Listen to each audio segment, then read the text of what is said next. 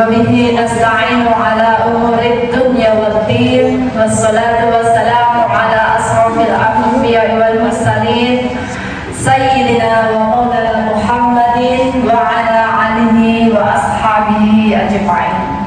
رب اشرح لي صدري ويسر لي أمري واحلل عقدة من لساني يفقهوا قولي. أما بعد.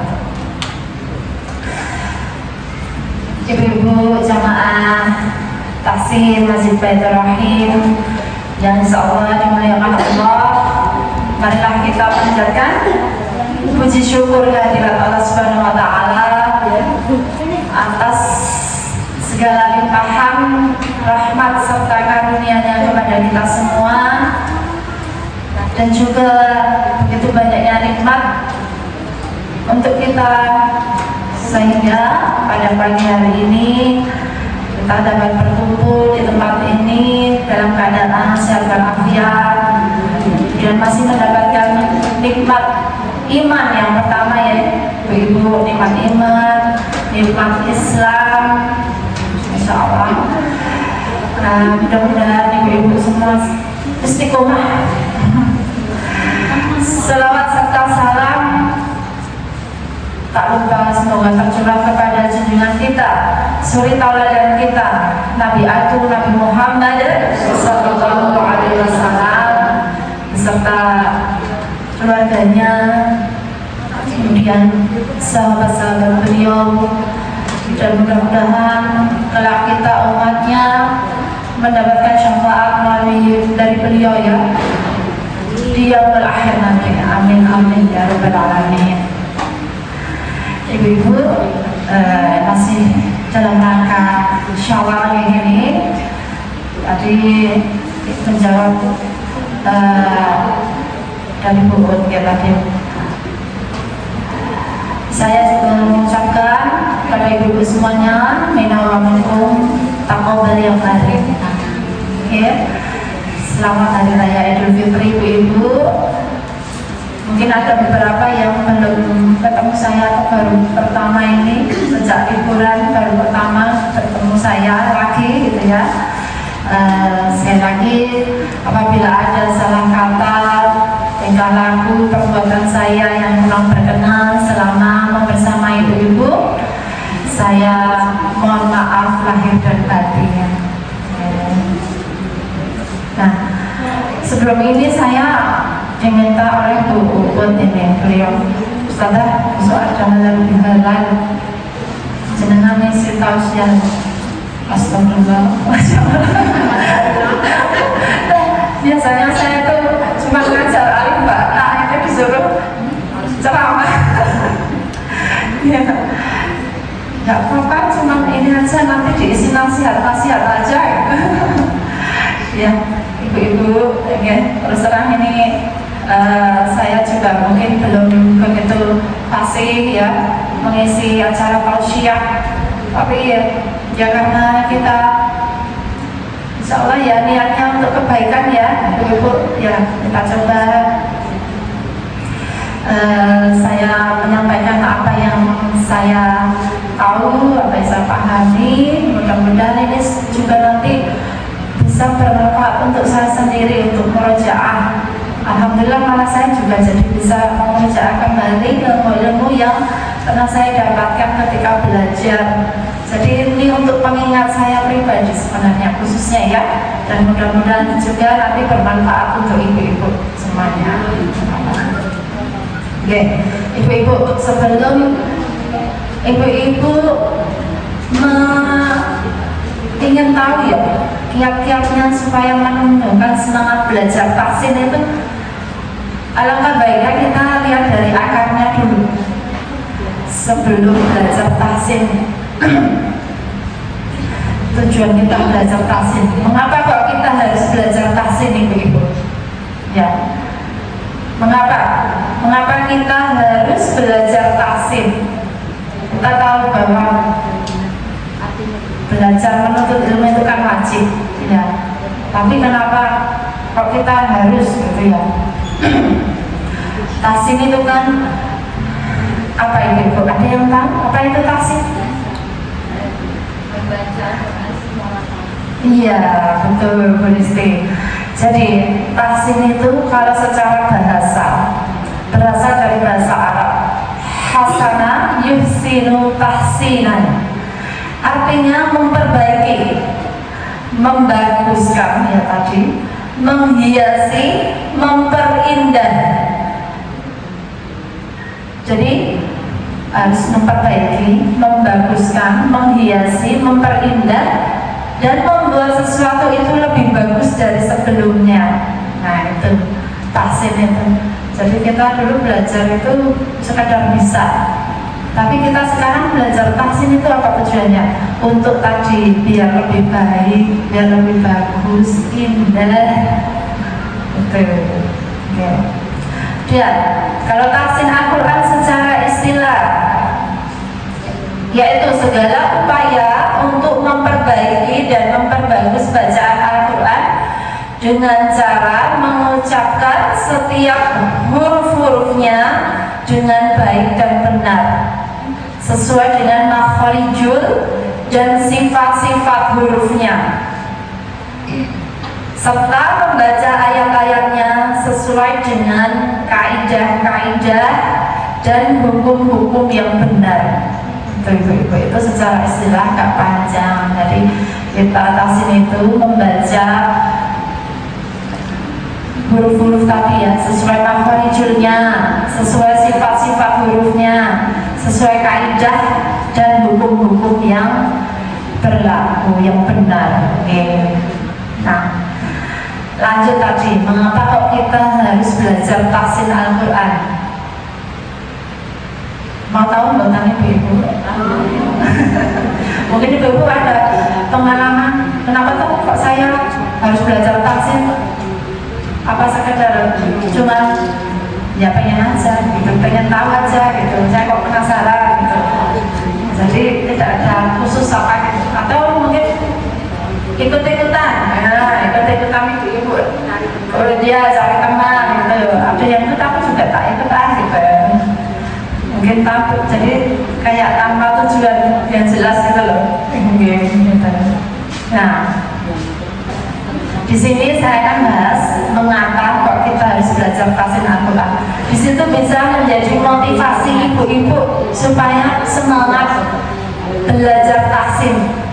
Nah, sekaligus menjadi penyemangat. Kita tahu tujuan kita, sekaligus nanti jadi memotivasi ibu-ibu. Kenapa harus terus belajar tahsin Al-Quran?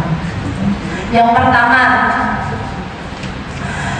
mengapa kita harus belajar tahsin Al-Quran? Yaitu karena Allah telah memerintahkan kepada kita untuk membaca Al-Quran sebagaimana mestinya. Allah itu memerintahkan kita ibu-ibu, bacalah Al-Quran sebagaimana mestinya. Itu terkandung dalam firman Allah di surat Al-Baqarah ayat 121. Mungkin tidak perlu saya bacakan ya, karena membuka Al-Quran. Intinya itu dari inti dari surat Al-Baqarah 121. Artinya, orang-orang yang telah kami beri kitab, mereka membacanya sebagaimana mestinya. Mereka itulah yang beriman kepadanya. Nah, mereka itulah yang beriman kepadanya. Jadi di dalam ayat ini Allah menerangkan siapa saja yang telah diberikan kitab, yakni kitab-kitab terdahulu. Jadi sebelum Al-Quran kan ada kitab-kitab ya yang terdahulu, dan yang sekarang ini maupun yang sekarang ini yaitu Al-Quran. Maka mereka membaca kitab tersebut sebagaimana mestinya, seperti ketika kitab itu diturunkan. Ya, mereka membacanya seperti ketika kitab itu diturunkan. Haqqa tilawati, dengan sebenar-benarnya bacaan, maka mereka itulah yang imannya benar. Jadi garis bawahnya tadi, iman yang benar itu adalah firman dari Allah Subhanahu wa taala. Maka di dalam ayat ini sesungguhnya Allah memerintahkan kepada kita untuk bisa membaca Al-Quran sebagaimana mestinya, seperti yang Allah turunkan ketika itu, dengan sebenar-benarnya bacaan. Jadi maka hendaknya kita berusaha untuk belajar membaca Al-Quran sebagaimana mestinya, seperti yang difirmankan Allah. Bacalah Al-Quran dengan sebaik-baik sebenar-benarnya dan sebagaimana mestinya. Itu ibu-ibu, itu perintah Allah loh. Allah memerintahkan kita untuk membaca Al-Quran dengan sebagaimana mestinya. Itu harus selalu diingat. Tidak mungkin kan kita melanggar perintah Allah. Kita ibu, ya bagaimana cara kita mematuhi perintah Allah? Ya caranya dengan belajar tahsin supaya kita bisa membaca Al-Quran dengan sebenar-benarnya dan sebagaimana mestinya. Kemudian yang kedua, mengapa kita harus belajar tafsir? Masih nyambung dengan ayat tadi yang Al-Baqarah 121. Karena di dalam ayat tersebut juga disampaikan oleh Allah Subhanahu wa taala bahwasanya tanda bahwa kita itu benar-benar beriman kepada Al-Quran adalah kita mau dan kita berusaha untuk memperbaiki bacaan Al-Quran kita sebagaimana Allah menurunkannya dengan sebenar-benarnya bacaan. Nah, itu tanda kita beriman. Kalau tadi kan kita fokusnya ke kita mengikuti perintah Allah. Kalau yang kedua ini tanda kita ini hambanya yang beriman. Caranya dengan membaca Al-Quran dengan sebenar-benarnya bacaan. Ya, mereka itulah orang-orang yang beriman. Ulaika yu'minuna bih. Ya, mereka itulah orang yang benar imannya. Ketika kita ingin dikatakan oleh Allah sebagai orang yang imannya benar, sebenar-benarnya iman kepada Al-Quran, maka kita berusaha untuk bisa mempelajari tadi ya, membaca Al-Quran dengan baik.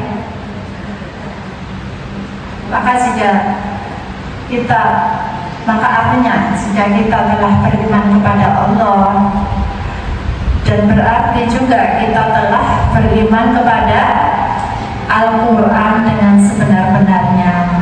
Itu tadi ibu membaca Al-Quran dengan sebagaimana mestinya, dengan sebenar-benarnya, itu tanda kita beriman kepada Allah sesuai dengan Quran surat Al-Baqarah tadi. Ya, beriman kepada Allah berarti kita juga telah beriman kepada Al-Quran. Rukun iman yang keberapa? Iman kepada Al-Quran. 3, ya, iman kepada kitab Allah, Al-Quran. Jangan sampai kita beriman tapi kok nggak bisa membaca Al-Quran. Na'udzubillah min dzalik. Ya, jadi itu peringatan untuk kita. Benar nggak kita tuh mengimani rukun iman?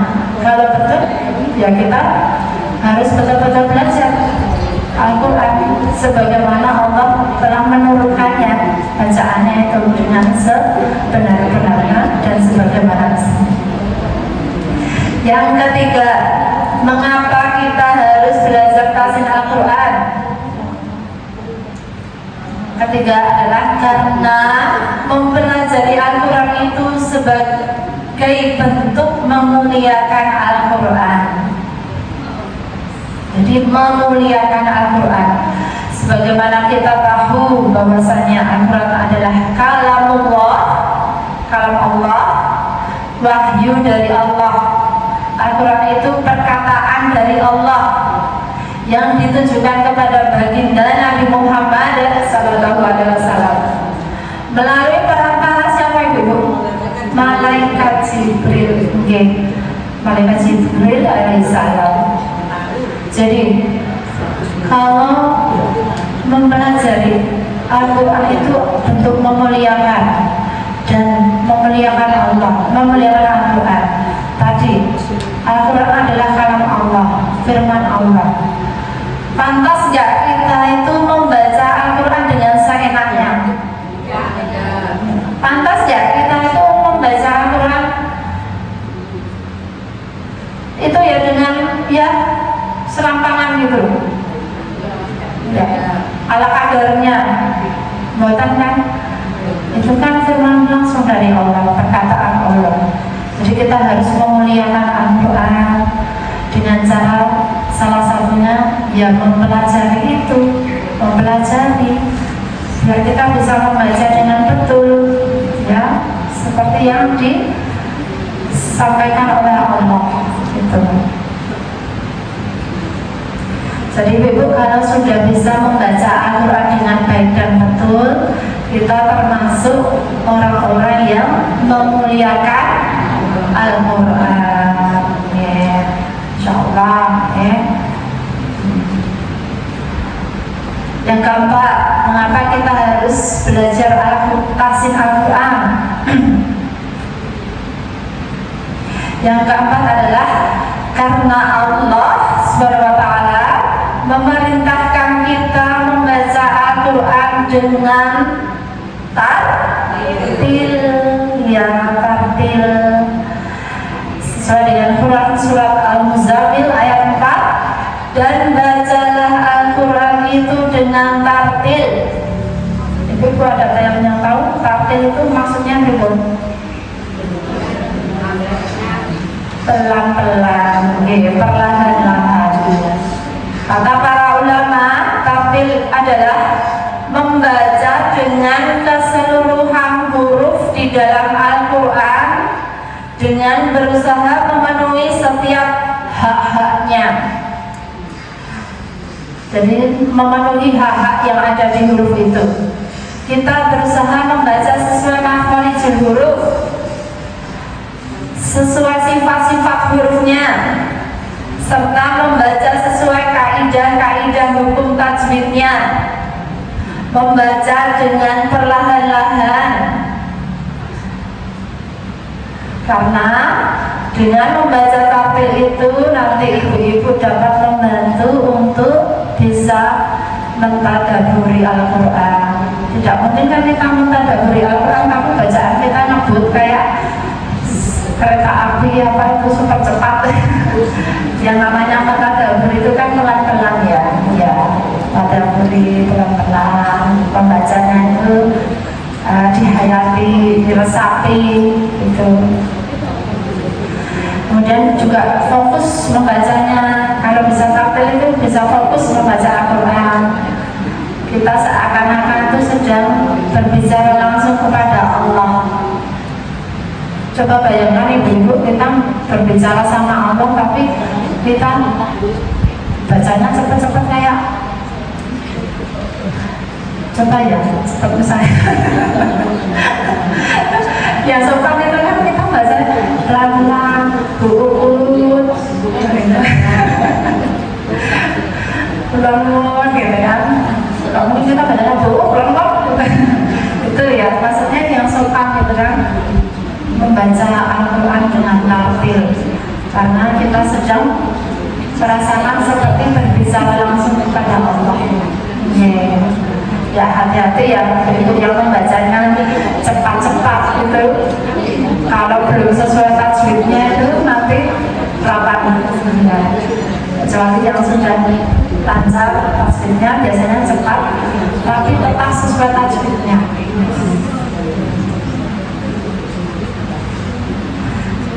Jadi mari ibu-ibu kita berusaha memperbaiki bacaan Al-Quran kita dengan belajar tahsin supaya bisa membaca dengan tartil. Contohnya kan kemarin kita kalau tahsin itu ya belajar surat-surat pendek. Ya, saya ngajarinya pelan-pelan gitu, tidak langsung cepat kan, pelan-pelan aja, dipenuhi hukum-hukum tajwidnya, panjang pendeknya gitu. Tadi contohnya baru belajar surat Al-Ahzab, ketemu tas di harus ditekan dan ditahan, harus jadi tidak langsung tabat senjata gitu ya, tapi tabat. Nah itu dipenuhi dulu hak-haknya, sifat-sifatnya. Ya, jadi kalau nggak belajar tasik nggak tahu kan? Nah, tahunya ya cuma gitu aja lulus gitu tabat ya, habis gitu ya, ya seenaknya semuanya gitu, sebisanya tanpa ada usaha. Yang kelima, mengapa kita harus belajar tafsir Al-Quran?